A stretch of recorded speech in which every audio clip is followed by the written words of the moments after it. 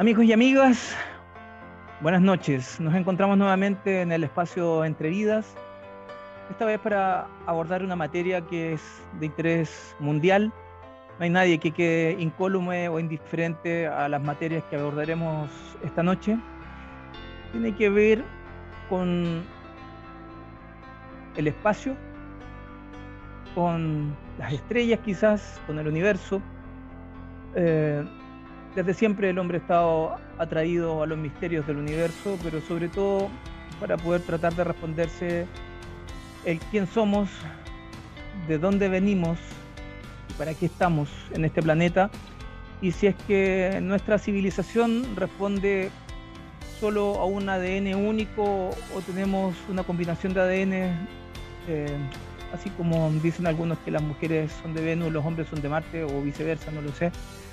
Eh, Se habla mucho, hace más de 60 años casi ya llevamos hipotetizando muy intensamente y quizás mucho más hacia atrás sobre la hipótesis extraterrestre, desde el caso Roswell a la fecha, en la década del 40, pero este año 2022, el día 2 de mayo, salió una noticia en el diario constitucional.cl y que abordaba un tema que a veces pareciera que estuviera fuera del espectro de la parrilla programática, de la prensa.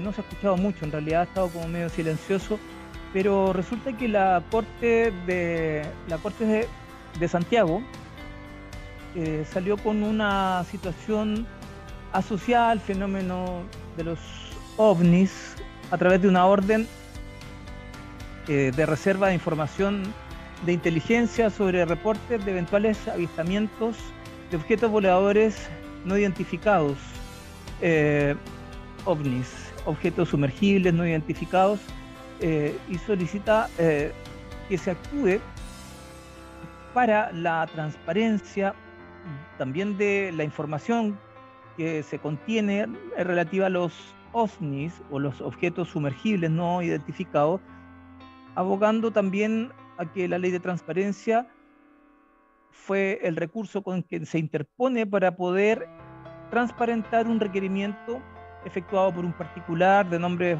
Juan Cabut Pibonca, quien recurre a la ley de transparencia para poder acceder a esta información con respecto a transparentar lo que se tiene en conocimiento como país, como Estado, a través de los sistemas de inteligencia respecto al fenómeno OVNI. El Consejo de Defensa del Estado, en representación de la ANI, sostuvo a través de la abogada procuradora, la señora Ruth Elizabeth López, un reclamo de identidad en contra del Consejo para la Transparencia, presidido por la señora Gloria de la Fuente González, por la interposición de un recurso de amparo, donde se adopta en decisión ordinaria la número 1227 del pasado 2 de noviembre del año 2021, dándole el favor al particular Pavot Pibonca, sosteniendo que la ANI debe entregar la información sobre el listado con los casos reportados por personal de las Fuerzas Armadas, Carabineros y la ANI, la Agencia Nacional de Inteligencia de Chile, en donde uno o varios objetos voladores no identificados y objetos sumergibles no identificados hayan sido observados, identificándose también si existen registros de evidencia, determinando el tipo de evidencia además. Y el pasado 25 de junio del 2021, la solicitud efectuada por el particular Juan Cabot Pibonca fue rechazada de ser acogida por la propia Agencia Nacional de Inteligencia, fundándose en el artículo 38 de la ley 19.974, que regula el sistema de inteligencia en Chile y que crea la ANI, argumentando que esta era una información de carácter altamente sensible y confidencial. Bueno, esto sienta una jurisprudencia de todas formas, llama la atención que particulares también tengan acogida y sean representados por la ley de transparencia, que obliga a las instituciones públicas del Estado a entregar información de los recurrentes siempre y cuando ellos no tengan antecedentes judiciales ni penales ni pudiesen obstruir el desarrollo normal de la justicia en Chile, ni tampoco coloquen en quebrantamiento, algunos requerimientos propios también de materias de seguridad interior del Estado, como alude la ANI. Esta materia creo que es interesante de profundizar, Katy, porque siento un precedente quizás pocas veces visto en Chile con respecto a estas materias. Eh, Hemos visto que Chile ha tenido una apertura a lo largo del tiempo, que vamos a estar conversando con un invitado que nos acompaña el día de hoy. Pero lo primero, Katy, es darte la bienvenida con un tema que creo que apasiona, intriga, algunos entretiene, algunos asusta. No sé qué particular visión tienes tú también del fenómeno OVNI. Te escucho. Buenas noches, Eric. Buenas noches también a nuestro invitado. Muchas gracias por estar con nosotros. Yo tengo que reconocer que el tema OVNI a mí me apasiona desde que tengo uso de razón. Mi visión particular es que creo que estamos frente a temas de distinta naturaleza que englobamos en la palabra OVNI. Y creo que ha ido aumentando ya la investigación de manera seria de este tema. Yo recuerdo que hace unos años pensar en que existían los ovnis uno era como catalogado de loco. Después empezaron a reconocer que algo había y ahora nos dicen que al parecer hay problemas de seguridad nacional si preguntamos mucho. Entonces cada vez, por lo menos a mí y por supuesto a muchas personas más, les debe intrigar qué es este fenómeno. Qué mejor que preguntárselo a personas que han estado involucradas con esto, que han investigado esto y que tienen mucha más expertise que uno que solamente observa o puede haber tenido alguna experiencia, ¿no, Eric? Así es, por eso nos acompaña esta noche, Rodrigo Bravo, bienvenido. Él es teniente coronel, piloto militar, comandante del pelotón de aviación del Ejército número 5 con base en Punta Arenas. Por lo tanto, desde esa ciudad nos está atendiendo a este llamado, a este conversatorio, a este programa especial de radio Entre Vidas, y él depende de la Brigada de Aviación del Ejército. En su formación como curso para piloto, el año 2000 efectuó una tesis para egresar, evidentemente, y el tema que coloca a la palestra es una introducción al fenómeno OVNI, donde expone consideraciones para la seguridad aérea. Y se ha ido especializando en nuestro invitado Rodrigo Bravo en la prevención e investigación de accidentes aeroespaciales, siendo también a su vez asesor del Comité de Estudio de Fenómenos Aéreos Anómalos, este comité que fue creado por resolución de la Dirección General de Aeronáutica Civil número 01599, el año 1997, el 3 de octubre específicamente, bajo la firma del director general de Aeronáutica, y en tiempos en que presidía justamente Eduardo Frei Ruiz-Tagle la presidencia de Chile. Y ahí también con esto queremos dejar un precedente marcado que Chile creo que ha sido uno de los países pioneros en el mundo en instalar como gobierno, como país, como instituciones del Estado, una política de transparencia para poder dilucidar informaciones de los fenómenos aéreos anómalos y también de los casos que se han estado registrando a lo largo de todo el territorio nacional a nivel submarino, subacuático, desde el mar, desde distintos nichos también.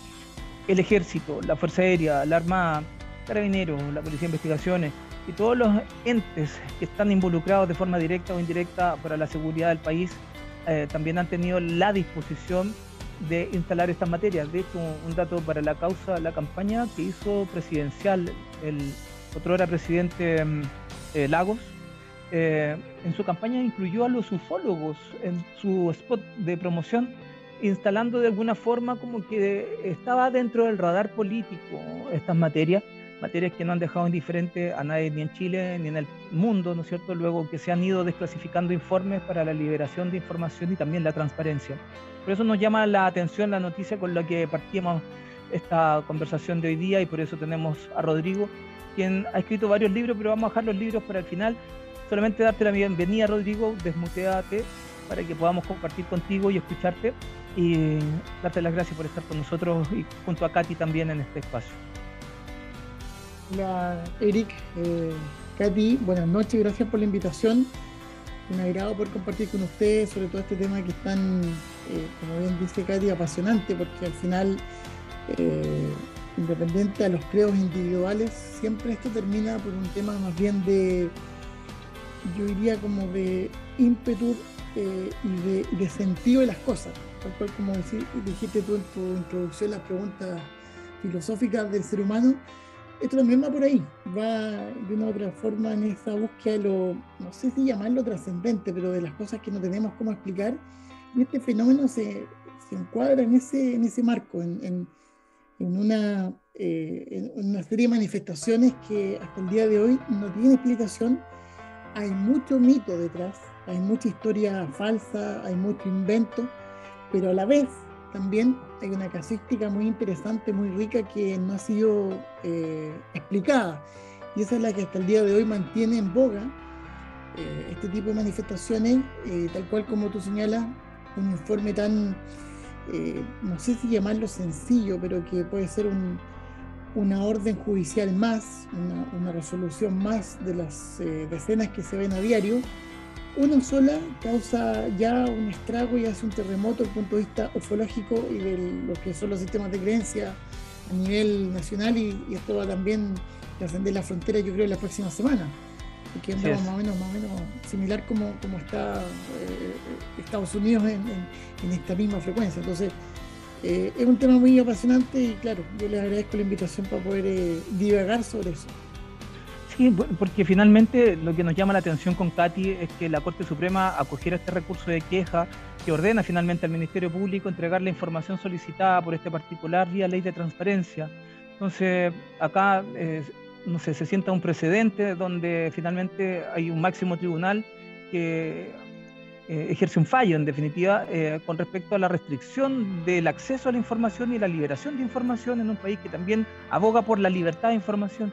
Entonces, desde esa perspectiva, y ahora atendiendo específicamente que tú has participado del Comité también de Estudio de Fenómenos Aéreos Anómalos, que depende de la Dirección de Aeronáutica Civil, ¿cómo ves tú esto, entendiendo que tú trabajaste entre el año 2002 y el 2006 como parte del comité asesor y luego entre el 2010 y el 2016 como representante del Ejército en este mismo comité?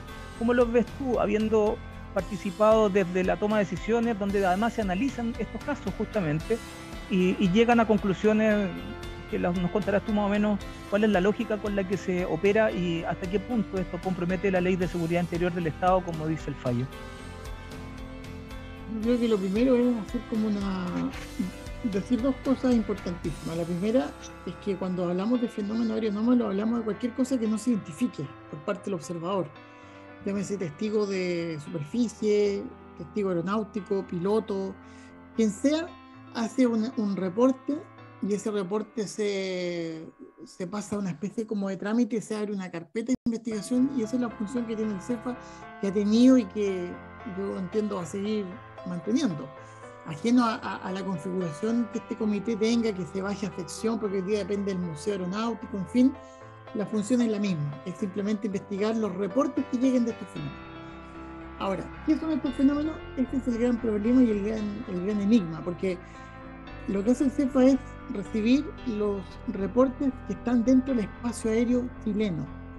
El espacio aéreo chileno tiene entre 32 y 36 millones de kilómetros cuadrados de superficie, desde el suelo hasta más o menos 50.000 pies, que son como 15 kilómetros aproximadamente hacia arriba, y tiene que ser controlado. Y ese control se ejerce a través de la Dirección General de Aeronáutica, a través de regiones que se separan, son 5 regiones de información de vuelo que está radarizada completa, y el país entero, desde el extremo norte hasta más o menos el territorio antártico, está controlado bajo la supervisión de la autoridad aeronáutica competente. Entonces, cuando entra un fenómeno o entra un tráfico que no es identificado, que aparezca o que no aparezca en el radar, y es obviamente ajeno a lo que está autorizado en ese momento, ya puede ser considerado como fenómeno anómalo o como tráfico no identificado. Y ahí ya requiere una investigación. Entonces, esto es un tema que se aboga más bien por la seguridad aeroespacial más que por la investigación del origen de estos fenómenos. En ese sentido, tú tienes mucha razón en que Chile es un país que ha sido pionero. En ese aspecto hay que destacar que el CEFA partió el año 97, pero poca gente conoce que entre el año 1968 y 1975 existió la llamada Comisión Bravo, es decir, hace 54 años se creó a través de el jefe del servicio o de la Oficina Meteorológica de Chile, se creó la Comisión Chilena para Estudios de Fenómenos Espaciales No Identificados. Y esa comisión, podríamos decir que fue pionera porque los proyectos norteamericanos parten del año 48, siguen hasta el día de hoy con lo que hoy día conocemos con el Task Force o esta fuerza conjunta que se abrió luego del informe que hizo el Pentágono al Congreso de Estados Unidos el pasado 2020. Entonces, nosotros como Chile, como país, tenemos en ese sentido una apertura muy singular y que llama la atención y que ha generado, por un lado, una suerte como de inquietud por parte del resto de los ufólogos a nivel global, porque acá en Chile el tema se toma con un relajo bastante importante, en el sentido que no es algo con un secretismo tan exacerbado como lo tienen otros países, como en Estados Unidos, por ejemplo, que las autoridades, hasta antes de los videos de la US Navy que fueron desclasificados o dados a conocer el 2017, este tema era como tabú y nadie comentaba esta cuestión. Hoy día acá en Chile la verdad que se toma con mucho más relajo. Autoridades aeronáuticas, autoridades militares, autoridades civiles pueden hablar de este tema porque en realidad no es mucho lo que se conoce de este tema y lo que hay es muy pobre. Entonces se ha hecho una invitación abierta como para tratar de que venga la mayor cantidad de gente posible, ojalá del mundo académico y de la ciencia, para que en conjunto se trabaje en ver qué es lo que hay detrás de todo esto. Estamos hablando de los casos que son importantes y que de una u otra forma, después de un estudio, no tiene explicación. Para el CEFA no suben más allá del 3%, es decir, un porcentaje bastante mínimo. Pero ajeno a eso, uno de esos casos que atente contra la seguridad operacional de un vuelo requiere de una investigación un poco más prolija y para eso existe ese organismo. Esa es la idea, que en forma tangencial o indirecta se trate un poco más de averiguar qué hay detrás de este fenómeno, es otra cosa, y yo creo que ahí estamos en deuda todos, porque en realidad en los 75 años que tiene la era moderna de los ovnis, que este año cumple 75 años, no tenemos idea qué es lo que hay detrás de este fenómeno, que puede ser uno, como pueden ser múltiples fenómenos que nosotros acostumbrados a la, no sé, yo diría al reduccionismo, lo encapsulamos en una sola explicación que nos satisface y nos deja como con esa sensación de simplicidad para poder tener una respuesta fácil para una pregunta muy difícil. ¿Y qué opinión tiene usted de este fenómeno? ¿Ha sido testigo de algo que le haya llamado la atención? ¿Qué piensa usted como piloto, como una persona que investiga en este tipo de cosas? Yo tengo una opinión muy similar a lo que acabo de comentar, Katy, que es que aquí hay una multiplicidad de fenómenos que nosotros estamos acostumbrados a tratar de que estos subconjuntos sean uno solo y lo reducimos a la explicación que más nos pueda satisfacer. Es decir, hoy día, por ejemplo, yo en 2018 escribí un libro que se llama Los extraterrestres han muerto, tomo 1, porque estoy trabajando en el tomo 2, que precisamente hace un estudio histórico de lo que es la hipótesis extraterrestre. Esa idea nuestra tan, yo diría, necesaria de entender cosas que no entendemos, porque existen dos grandes misterios en la vida o que el ser humano trata de profundizar desde los orígenes de la civilización. Uno es qué pasa después de la muerte y dos, qué pasa fuera de la atmósfera. Ambos son parte de los misterios que de una u otra manera crean los fenómenos fundantes de la civilización, que son el mito y la religión primitiva. Bueno, basado en eso, nosotros, nuestros sistemas de creencias nos permiten de una u otra manera ampliar nuestra mente en tratar de imaginar qué cosa podría ser algo que existe y que es real, como manifestaciones aéreas anómalas, pero no tenemos la explicación para poder darle cierto sentido. Entonces, en ese aspecto yo soy bastante abierto en decir de que este fenómeno, yo me declaro un agnóstico ufológico, es decir, no entiendo qué hay detrás de esto, pero claramente sé que es real y que de una u otra manera cada cierto tiempo, ya sea fortuitamente o de manera intencional, esto se manifiesta y se hace presente. Y hay unos casos que son extraordinarios, pero que de una u otra manera, si uno hace como una especie de análisis incluso cartesiano, no tiene ningún sentido entre ellos, son completamente inconexos en cuanto a todo, a forma, tamaño, color, movimiento. Entonces, este fenómeno es tan complejo, es tan extraño, y no nos queda otra alternativa que sentarnos a esperar qué puede suceder, que incluso yo creo que nos vamos a morir esperando la respuesta, tratando de entender qué hay detrás de esto. Bueno, ese es el problema con la comunidad científica, que es tan difícil de demostrar bajo el método, los métodos que ellos quieren, digamos. No lo puedes repetir, no lo puedes probar de otra manera. Pero son fenómenos que han... Yo recuerdo que una vez estaba hace muchos años en Sábado Gigante al aire del programa y ocurrió un fenómeno en ese momento y salieron con las cámaras de Canal 3 y lo enfocaron y todos lo vimos en Santiago. Cosas así como que pasan tan de repente y todos estamos viendo algo que no tenemos idea qué es, como decía usted. O sea, yo he tenido también algunas experiencias y me imagino que usted también, que uno se queda preguntando, bueno, ¿y esto? O sea, si me dicen que fue un planeta, no lo fue, pero ¿qué es? O sea, se ha encontrado con algo así de frente como que realmente lo ha dejado impactado, que hasta el día de hoy se pregunta, bueno, ¿qué fue lo que vi? Bueno, yo tuve la oportunidad de poder ver una luz muy extraña el 21 de marzo del año 2012. Eso me sucedió haciendo una operación aérea nocturna militar, el lanzamiento de paracaidistas libres, estamos hablando de fuerzas especiales, en el sector de Copiapó. Nosotros despegamos a eso de la cuarto para las 10 de la noche más o menos del aeródromo de Desierto Atacama, que queda cerca de Caldera hacia la costa de Copiapó, y había que hacer un viraje sobre la ciudad de Copiapó para lanzar los paracaidistas libres nocturnos sobre el aeródromo Chamonate, que queda hacia 5 o 6 kilómetros hacia el oeste de la ciudad de Copiapó. Estábamos en el viraje base sobre la ciudad y observamos, o en realidad la parte de la tripulación vio una estrella bastante extraña como al horizonte. Estábamos volando a 11.000 pies, son más o menos 4.000, 3.500, entre 3.500 y 4.000 metros. Y esa luz o esa estrella, obviamente de un momento a otro se agrandó y quedó casi el tamaño de un foco de un avión que venía como de frente.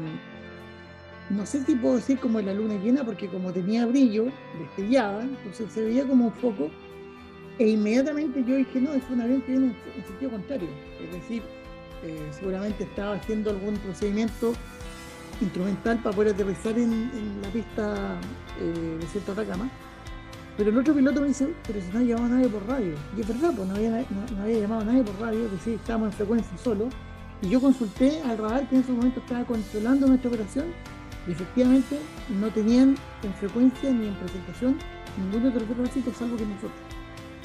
También lo verificamos en el radar que teníamos a bordo, tampoco aparecía nada, y ahí nos dimos cuenta que era una luz que en realidad no tenía procedencia, no tenía sentido. Entonces el otro piloto en forma automática empezó a hacerle cambio de luces con los focos del avión.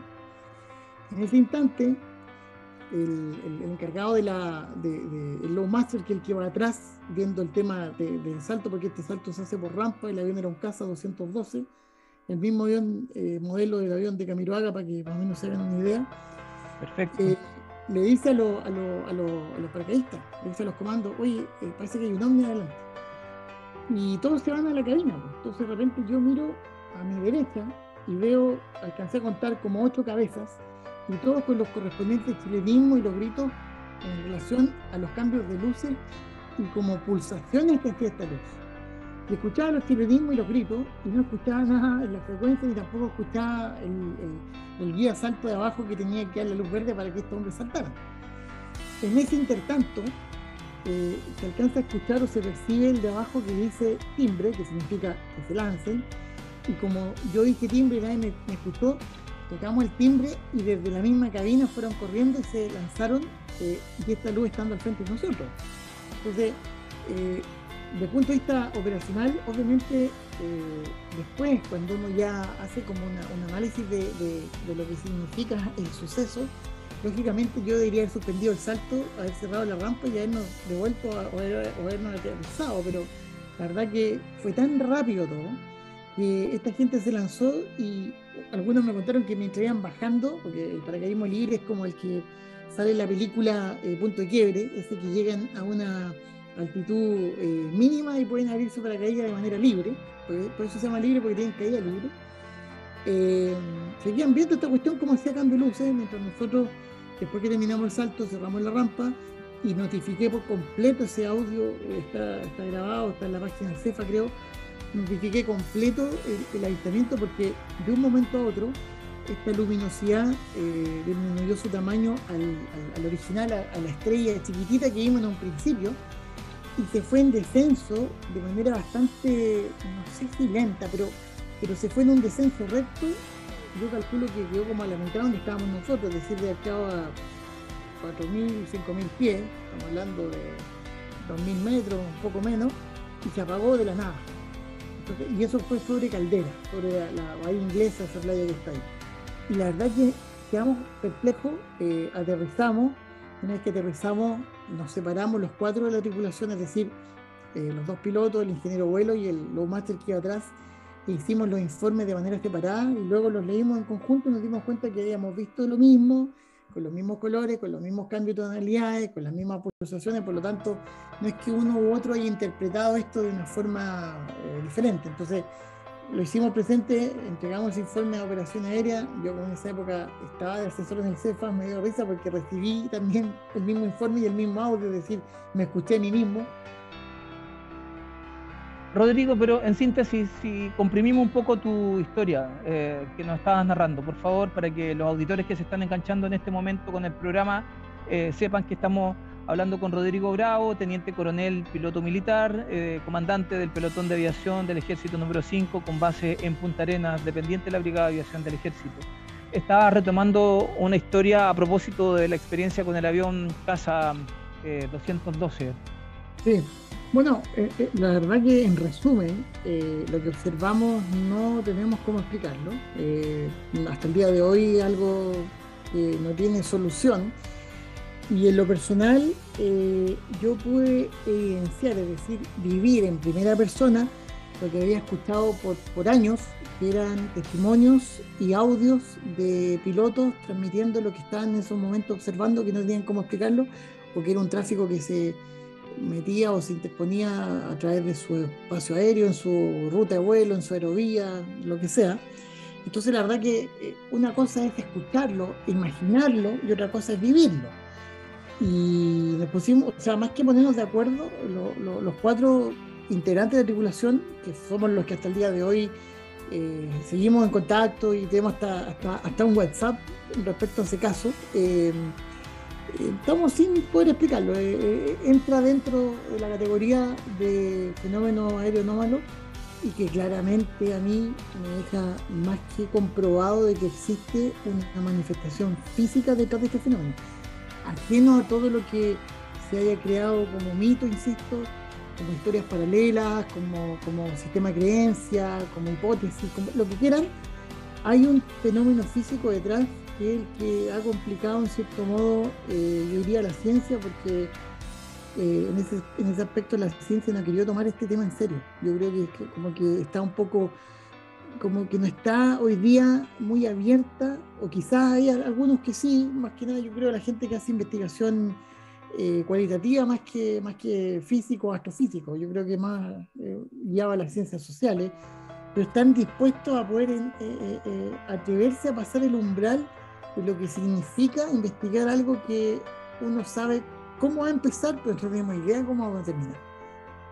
Pero es verdad lo que dices tú, ¿eh? Lo que pasa es que siempre ha habido un divorcio entre la ciencia y la pseudociencia, y creo que algunos investigadores o pseudo investigadores, vamos a decirlo así, que se atribuyen credenciales para poder investigar estas materias sin tener los estudios necesarios de base o a la base de un método científico, claramente perjudican la credibilidad de cómo se debe abordar estas materias con bases sólidas en conocimiento, no solamente de ciencias, de las ciencias matemáticas o físicas o astronómicas, sino que también se puede investigar mucho desde las humanidades.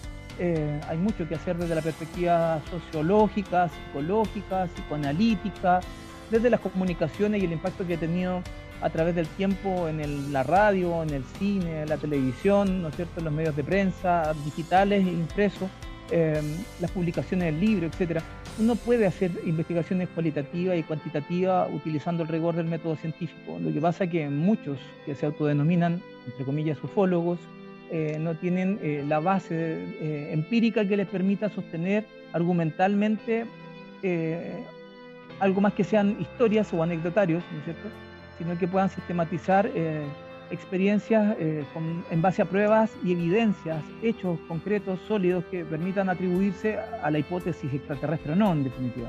Y ahí creo que hay un salto cualitativo entre lo que puede marcar la tendencia de unos que se llaman investigadores y otros que tienen las credenciales para poder investigar. No sé cómo lo ves tú, o soy muy taxativo.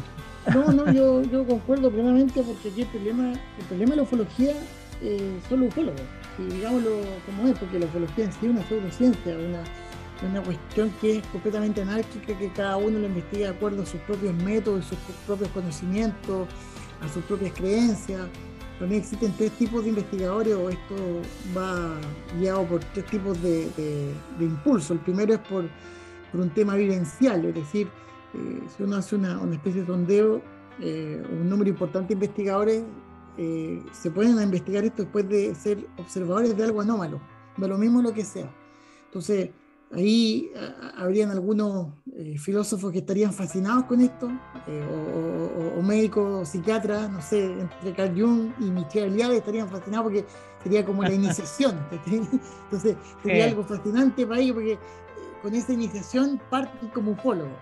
Después los otros son los que de una u otra manera se dan cuenta de que hay una actividad física real, por lo tanto su forma de tratar de explorar el mundo desconocido lo llevan a eso, siendo creyentes o siendo escépticos a lo mismo.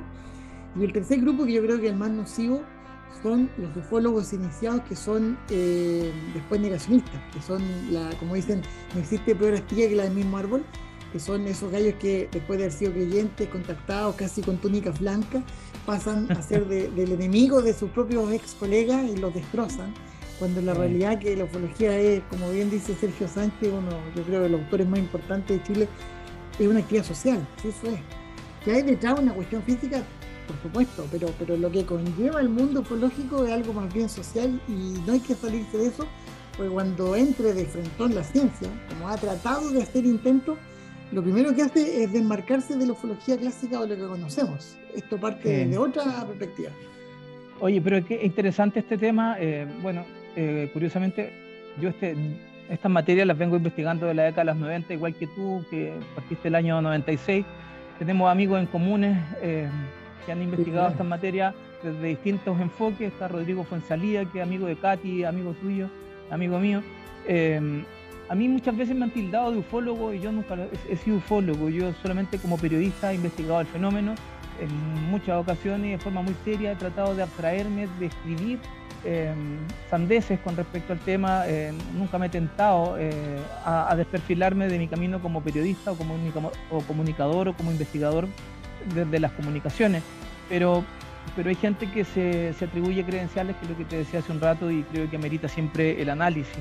Destacar tu trayectoria, Rodrigo. Has llevado siempre una visión bastante crítica, aguda, incisiva. Has estado dando vocerías por muchos años, enfrentando a los medios de comunicación desde tu perspectiva más analítica y como oficial del ejército, y eso también te da un valor, porque sienta un precedente, porque hasta antes de tú yo creo que en los oídos sonaba solamente el nombre de Cabo Armando Valdés en representación del ejército, ¿no? Alguna vez que creo que tú formalizaste de alguna forma el ingreso desde una perspectiva mucho más seria, ¿no es cierto?, y sustentada en argumentos metodológicos a través de tu libro. Nosotros en Entre Vidas con Katy armamos una sección de libros, pero hoy día, dado la importancia que tiene este tema también para los chilenos que están escuchando este programa y a los amigos en el extranjero, porque este programa también se escucha a través de Spotify. Si tú buscas en Spotify Entre Vidas, vas a encontrar que ya llevamos casi una decena de programas al aire, y puede la gente poder conectarse con otros distintos temas. Por primera vez en Entre Vidas tocamos el tema de la ufología, y lo hemos querido hacer de una manera formal, de una manera ajustada también a la contingencia, a la pauta noticiosa con la que partimos conversando este programa. Pero Rodrigo, te quiero invitar a que de propia iniciativa, y te podemos ir acompañando en ese proceso, nos ayudes a hacer la sección literaria que tenemos siempre, pero esta vez con tus libros, porque tú tienes el libro Ufología Aeronáutica, que escribiste el año 2000, 2010. el 2010, disculpa, tienes Los extraterrestres han muerto, tienes un tomo 1, no sé si ya estás preparando el tomo 2, y luego tienes el libro El legado Nibelungo. Vamos a ir en ese orden de prelación entonces.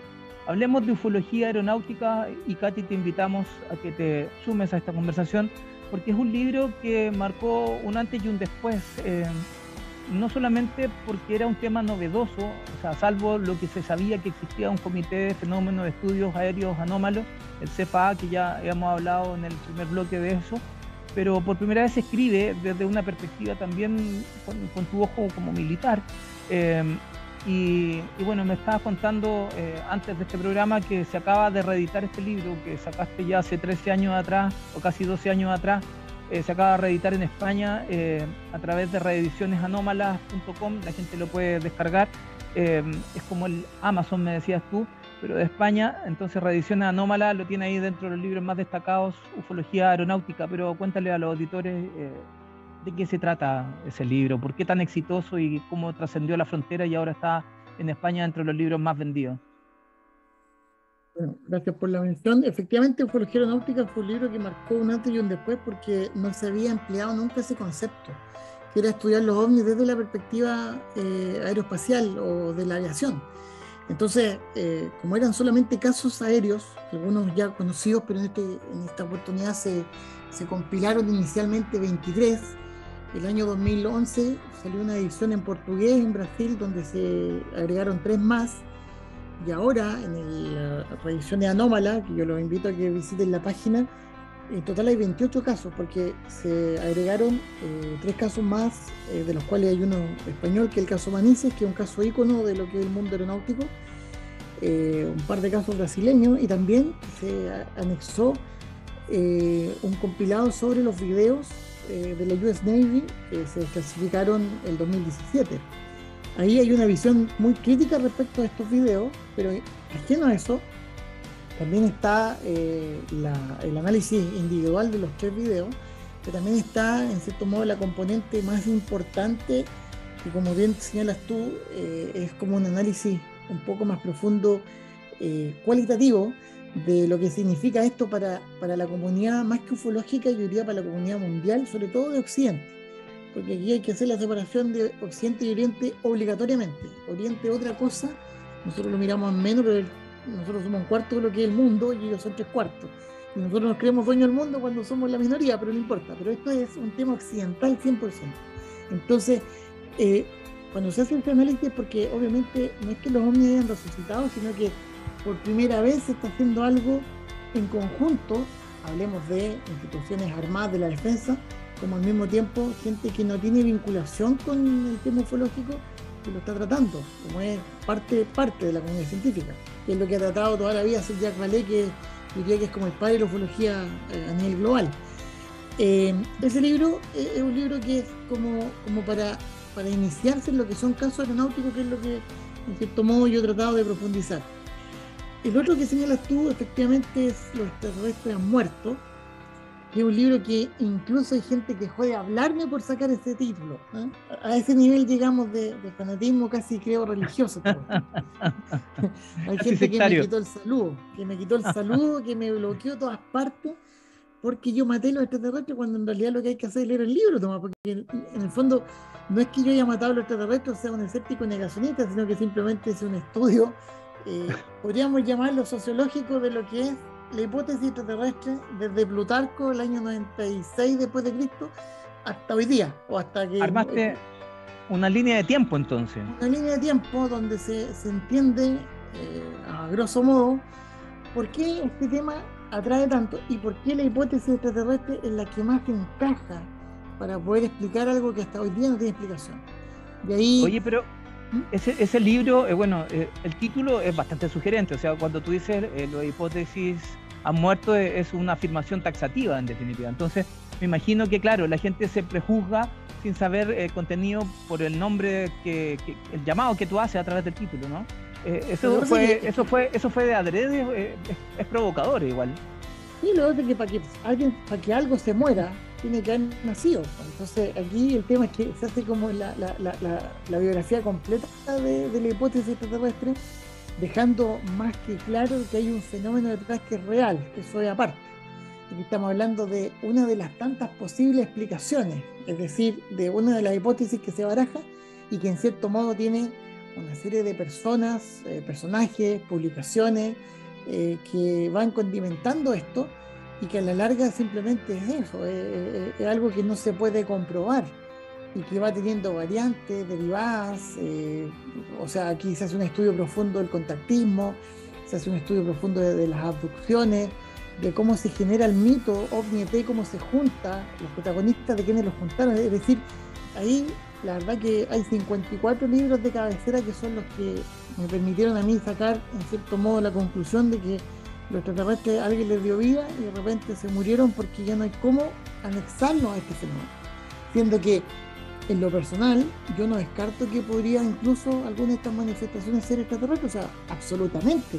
Hay casos que son inexplicables para la tecnología humana, como el de la isla Robert en 1956, la base antártica, al norte de la base antártica Arturo Prat. No hay explicación para eso, no hay explicación, y ahí uno dice, esto podría ser, pero claro que podría ser. El problema es cómo hacemos el nexo para que se demuestre. Entonces, esa es la gracia de este libro. Ahora viene el tomo 2, estoy trabajando en eso, yo creo que me falta todavía un tiempo considerable porque es un estudio no menor, y lo otro es comprimir mucha información, pero ahí viene todo lo que es la paleoastronáutica y específicamente el problema de la ciencia. ¿Por qué la ufología no es una ciencia? Ya. Y, o sea, te acerca un poco a lo que hizo Zacarías Sitting. Claro, yo lo hago al revés, yo hago en el fondo desmitificando lo que son las culturas antiguas con la posibilidad de visita, porque ya está archi demostrado de que la civilización por sí sola es autosuficiente como para poder hacer tanto las construcciones que hicieron como los inventos y la propia cultura. O sea, ahí no se necesita alguien del espacio que venga como a enseñarle a un gallo a poner una piedra arriba de otra. Por lo tanto, te juega más por la hipótesis de la ficción y de que este tema de la fenomenología ufológica o extraterrestre es más que nada un invento forzoso para poder explicar lo que tiene una explicación convencional. Yo no descarto que culturas antiguas hayan tenido observaciones anómalas tal cual como las tenemos hoy día, y eso para ellos sea una teofanía y signifique la llegada de alguna divinidad, y por eso se hayan, no sé, pues formado cierto tipo de creencias, que es lo más probable. Pero claramente una cosa es el tener estas visiones y dejarlas plasmadas, y otra cosa es una intervención directa, que es lo que hasta el día de hoy no se puede demostrar. Es decir, ese es el punto. Entonces, cuando vienen acá investigadores que, como dices tú, Zacarías Sitchin, o el mismo Erich von Däniken, o una serie de otros, que no son ni antropólogos ni paleontólogos, sino que simplemente ellos expresan sus pensamientos respecto a este tema, y para otros investigadores pasan a ser como verdad absoluta, es donde se genera el problema o el conflicto. Ahí hay una brecha. Yo creo que es interesante el análisis que hace. Es siempre necesario ir un poco más allá, y creo que con tus publicaciones lo has ido logrando y has instaurado un estilo de poder hacer confluir también estos pensamientos más divergentes para llegar a un punto de criterio común, o una base de repente, que no se trata de ser negacionista, pero sí también de colocar los temas en perspectiva cuando hay ciertos vacíos. Y tienes un tercer libro que es El legado Nibelungo. A mí me tocó conocer a don Luis Altamirano Cañoles, ¿no? Tú le haces un homenaje con este libro a la trayectoria de un hombre que de forma autodidacta, sin mayores estudios, se dedica su vida a recolectar archivos de prensa, que es la parte que yo lo conocí así. Yo lo conocí en la Biblioteca Nacional, estando investigando en el Archivo Nacional, y siempre había un caballero como mayor de edad sentado y recortaba, o sea, sacaba fotos y manejaba siempre muchos recortes, y de repente en una de esas, entre pasillos de biblioteca, me doy cuenta que tenía una cantidad de archivos del tema carrera espacial y ovnis. Me llamó la atención, me acerqué a él y así lo conocí, y después me di cuenta que dentro del ambiente de la comunidad ufológica era bastante respetado y también conocido, y muchos de estos pseudo investigadores se aprovecharon de los conocimientos de él para autorrogárselos y sustraerle esa información que a él lo hacía de forma tan sistemática y metódica. Cuéntanos un poco de qué habla este legado de Nibelungo, tu libro, tu tercer y último libro hasta la fecha. Bueno, el legado de Nibelungo, como bien dijiste tú, un libro homenaje a Luis Altamirano Peñole, un gran amigo, que al mismo tiempo yo soy un agradecido porque me brindó mucha información. Yo cuando me inicié en este tema, por ahí por el 96, conocí a 3 personas: a nuestro amigo en común, Rodrigo Fuenzalía, a Luis Saludos Carlos para Sánchez él, Perry, saludos otro a gran amigo. Rodrigo, Luis Carlos Sánchez Perry también, que era un ex Ayón de esa época. Hoy día sigue Así siendo es. investigador, pero de la vieja escuela y más, yo diría, para sí mismo. Y el Luis Altamirano, que me lo presentó, fue en salida. Mira, Y desde el momento que conocí a Altamirano hicimos una suerte como de química, porque a pesar de tener estudios básicos, era un autodidacta, y yo diría que así podríamos es. llamarlo un mini genio, ¿no? Una persona que puede haber tenido quizás, como hoy día se dice, su Asperger, porque era un poco quitado de bulla, pero era una biblioteca andante, ¿no? Sí, así es. Y muy generoso en compartir la información. Entonces yo hice un trabajo una vez en un concurso literario que gané en el 97, y ahí tuve esos 3 pilares que me apoyaron. Después, para la tesis que tú señalaste para el 2000, lo mismo que por zoología aeronáutica, me facilitó bastante información. Entonces, yo, por casualidades de la vida, terminé siendo su apoderado en la Fundación La Rosa. Y bueno, aparte de ser su apoderado, tuve la oportunidad de conocerlo más en profundidad. Y hoy día tengo el gusto, la dicha de decir que está enterrado en la tumba de mi familia, porque está junto a mi Mira, papá, mi abuelo y mis tíos. mira, Porque como padrino me tuve que además ser responsable de todo. Y bueno, yo con mis seres queridos, y ahí está descansando, y tengo todavía que hacerle el homenaje póstumo que quedó pendiente por producto de la pandemia, porque dentro de las cosas que tuvo antes de fallecer fue COVID, así que también es una de las víctimas de la pandemia. oye, Eh, tremendo gesto. Disculpa que te interrumpa, pero solamente me llama la atención el gesto noble que tuviste con él, porque prácticamente don Luis Altamirano terminó casi en la indigencia, abandonado quizás por su red familiar y todo. Un tremendo gesto también el que tú le hayas dado a Cristiana Sepultura y lo hayas apadrinado. Así que sí, reconocimiento público a esa no, noble muchas gracias, causa. pero bueno, de repente uno dice, bueno, ¿qué puedo hacer por los amigos? Y ahí uno tiene que, los amigos están en las buenas, en las malas y en las más malas. Ahora, Luis Altamirano lamentablemente no tenía familia, y eso es una de las cosas que más me llamó la atención. Él perdió contacto con su familia original, que era de Valdivia, porque nació en Valdivia, después se trasladó a Osorno, y creo que don Raúl Núñez tomó contacto con un pariente lejano, si estamos hablando de un sobrino o sobrina de segundo grado, que ni siquiera sabía quién era Luis Altamirano. Entonces, como no tenía familia, la verdad que él, su familia eran gran parte estos ufólogos. Muchos de ellos, como dices tú, le entregaron cariño, afecto y algunas otras cosas. Y otros también, por supuesto, como es propio de la ciencia humana, se aprovecharon de su nobleza, pero eso en realidad queda como un detalle que mejor no vale la pena tomarlo en cuenta, porque a la larga el legado de Luis Altamirano es lo que se deja en este libro, en el sentido de que cómo se crea o nace un investigador, su obsesión por el conocimiento y saber cada día más, las virtudes que él tenía como un hombre muy sencillo, pero que derrochaba virtudes, el momento final, digamos, el crepúsculo de su vida, sus últimos años. Y hay una parte muy especial que se llama los agradecimientos, que son los mensajes del Nibelungo, donde yo le escribí a un grupo de personas, y hay en el fondo unas cartas que distintas personas le enviaron como para despedirse del Nibelungo. Mira, Y la verdad que ahí hay mensajes de algunos investigadores y otros de algunas personas que trabajaron o compartieron con él cuando estaba en la Fundación La Rosa, en el lugar número 5 en Ñuñoa. Y la verdad que da emoción poder leer cómo él en todo momento, de hecho, la parte final del libro está una sección de fotos donde siempre compartió, y en gran medida gente que iba a hacer la práctica a la Fundación La Rosa, al final terminaban todos acercándose a él, porque era una persona que no tan solo contaba buenas historias, sino que además tenía una simpatía y una espontaneidad que única en su tipo. Entonces, por un eso, ángel, tenía un ángel. sí, por eso este libro en realidad es como un homenaje para alguien que yo creo que nunca, o sea, se le hicieron reconocimiento en vida, ya estando un poco enfermo. En la jornada ufológica de Viña del Mar del 2000, antes del terremoto, del 2010, la última, la del Bicentenario, se le hizo un homenaje. Ahí se le hizo un homenaje en Villa, se les fue a ver. En esta época estaba la Fundación La Rosa Casablanca, se le entregó un regalo, me acuerdo, pero faltó como ese sello o ese reconocimiento a la impronta que dejó en muchos investigadores, y yo por eso opté por hacer este libro en homenaje a él. Ahora, a él le decían el Nibelungo como sobrenombre, pero de cariño. Aunque tú no lo creas, el legado del Nibelungo, como sabes la foto de él, hay gente que sin leer una línea del libro lo destrozó y me destrozó a mí, pero así es la ufología, es el mundo en el que nos encontramos. Qué terrible. Oye, pero te emociona hablar de él, ¿ah?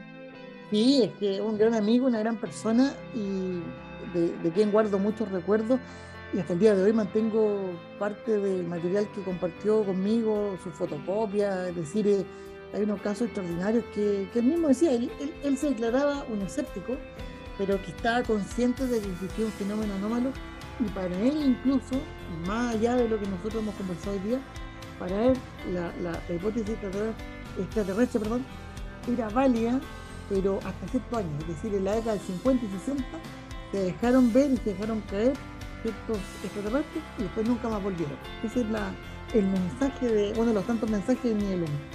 Y perdón, pero eso lo podemos ver en el libro que estás preparando ahora. ¿En qué consta este libro que estás preparando? ¿Tenemos algo de él, algo de tus investigaciones, otras experiencias? ¿De qué se trata este otro tomo que estamos esperando ahí, ansioso? La parte 2.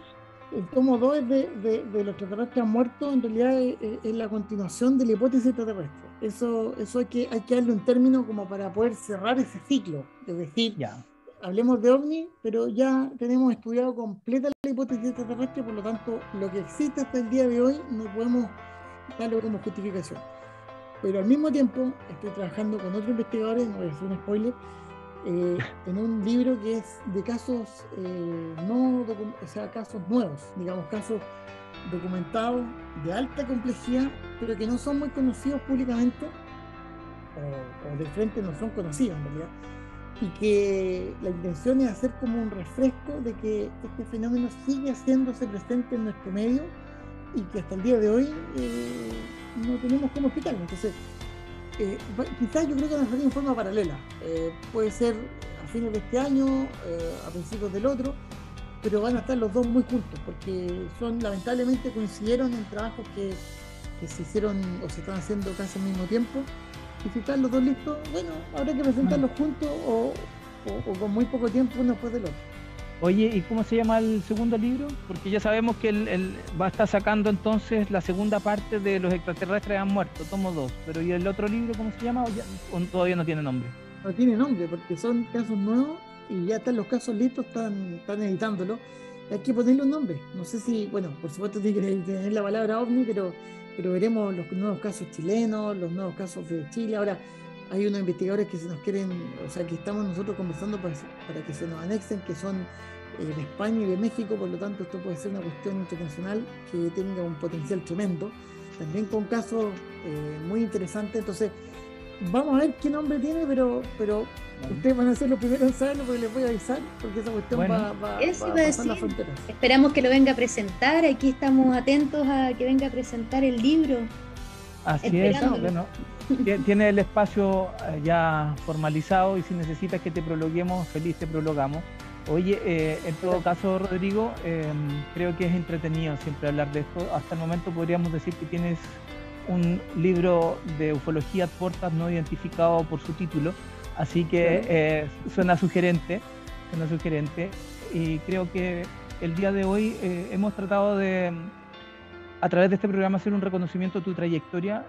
Llevas mucho tiempo vinculado a este tema, de alguna forma has dado la cara por una institución que es el Ejército de Chile, pero también como investigador particular has dado conferencias en Chile y en el extranjero.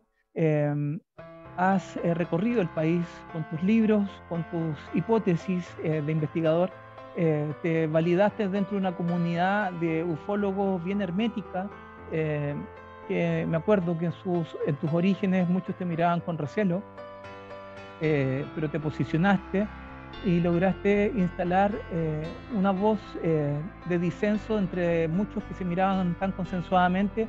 Tú llegaste un poco a chasconear la ufología, pero desde una mirada rigurosa, y eso es lo que se aplaude, porque creo que es lo que le hacía falta a este mundo de los investigadores de aquellos fenómenos anómalos no identificados. Y pusiste tu sello con tu nombre, con tu apellido y con tu impronta dentro de una institución también respetable en Chile y en el mundo. Así que bien por eso. También bastante especial, porque no niega de plano para poder investigar, ni tampoco cree de plano para poder investigar. Yo creo que si uno está muy cerrado a creer todo o a no creer nada, es imposible tener una buena investigación bastante más científica. Entonces Así creo es. que esa posición es bastante especial y que aporta harto a la ufología, porque a personas como a mí, que nos gusta tanto el tema, es bastante desagradable ver en los medios, en todos lados, hay hasta aplicaciones ahora que ponen ovnis en las fotos, o sea, cuesta cada vez más investigar, porque ya ha avanzado tanto la tecnología que cuesta cada vez más investigar. Entonces es importante tener personas como ustedes que se fijan ya como en cosas más concretas y que están abiertos a que sea algo verdad o mentira, pero primero lo investigan bien. Pues ahí, Catherine, que ahí hay una cuestión súper importante que tú señalas. Ajeno a los casos aeronáuticos, que es lo que en realidad podríamos decir como que me he tratado de enfocar, hay una casuística detrás que para mí llama la atención, y precisamente la gente que no quiere hablar de este tema, o la gente que lo rehúsa a que se dé a conocer su nombre, a hablar de la situación que le pasó, porque esta cuestión de verdad llega a ser, es como un terremoto en los cimientos de todos, de todas las personas que tienen la oportunidad de ver algo que no tienen cómo explicar, que es verdadero, que lo comparten con más personas, pero que causa un antes y un después, y es cierto. Estoy hablando de casos complejos, o sea, si ver una estrella o confundir un ovni con los satélites de Stalin es una cuestión que le pasa a mucha gente. Estoy hablando de este caso más directo, donde hay un descenso o hay una observación de una manifestación que se hace presente de la nada o de una otra forma, no sé, hay una serie de casos o casuísticas que, si tú te das cuenta, los testigos no quieren hablar del tema porque no quieren saber de esta cuestión. Y mientras menos quieran saber, es más interesante, o mientras menos quieran compartirlo, es más interesante, porque verdaderamente ahí no hay una intención de engaño o de posicionarse o de cámara, sino que al contrario, rehúsan a que se dé a conocer algo que para ellos, primero, les puede causar un ridículo, que hoy día ya es casi poco probable, y segundo, cuando alguien tiene la oportunidad de encontrarse con una manifestación de estas características y no tiene de dónde agarrarse, porque para muchos la fe es un gran resquicio, genera, yo diría, casi como un post-trauma que es muy interesante también de debatir y de discutir. Entonces, esos casos son los que en algunos aspectos yo, por ejemplo, estoy más interesado, sobre todo de esos que no quieren hablar, que no quieren dar a conocer su testimonio, porque, por ejemplo, por darte un solo ejemplo, pasó la observación de unos fenómenos anómalos, 5 luces anómalas que ingresaron a la Academia de Guerra de la Fuerza Aérea el 2012, el 3 de septiembre. Y ha costado un mundo que los testigos, que son la gente que está en la guardia, uniformados de la Fuerza Aérea, no pueden o no quieren hablar de este tema porque no quieren saber de este tema.